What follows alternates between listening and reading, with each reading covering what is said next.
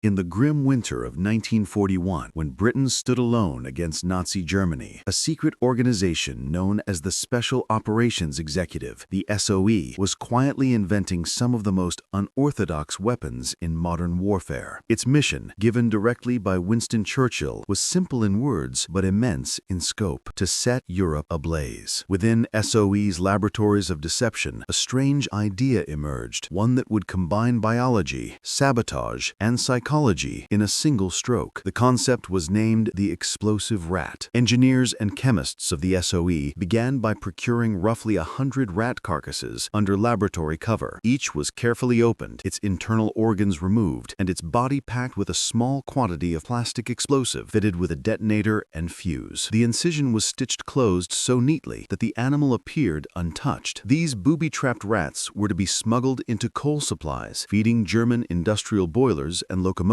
The hope was chillingly clever. If an unsuspecting stoker threw the rat into a furnace, the heat would detonate the charge, possibly rupturing the boiler, destroying machinery, and causing panic throughout German factories. Yet the plan never reached the battlefield. The first batch of explosive rats was intercepted by the Germans before deployment. When the Wehrmacht realized what the British had attempted, they were alarmed. The captured devices were displayed in German military schools as examples of enemy sabotage, and sweeping searches began across factories and boiler rooms throughout occupied Europe. Ironically, this reaction, though it prevented the devices from ever being used, became the operation's hidden triumph. The Germans spent valuable time and manpower inspecting furnaces, tightening security, and living with the constant fear that any dead rat might be a British bomb. In the post-war years, rumors circulated that explosive rats had destroyed factories in Belgium or caused deadly blasts in industrial plants, but careful examination of the SOE archives and official reports has shown no verified case of actual detonation. Physically, the device's small explosive capacity made such destruction unlikely. Nonetheless, British intelligence recorded the scheme as a psychological success, a perfect example of how imagination and fear could disrupt the enemy as effectively as firepower. Today, the explosive rat survives as a bizarre footnote in the history of secret warfare. A few surviving documents and diagrams are preserved in the British National Archives, testifying to the extraordinary ingenuity and desperation of wartime innovation. It remains a symbol of how, in the shadows of World War II, the line between science and subversion often blurred, and how even the most absurd ideas could become powerful tools in a war fought not only with weapons, but with the human mind.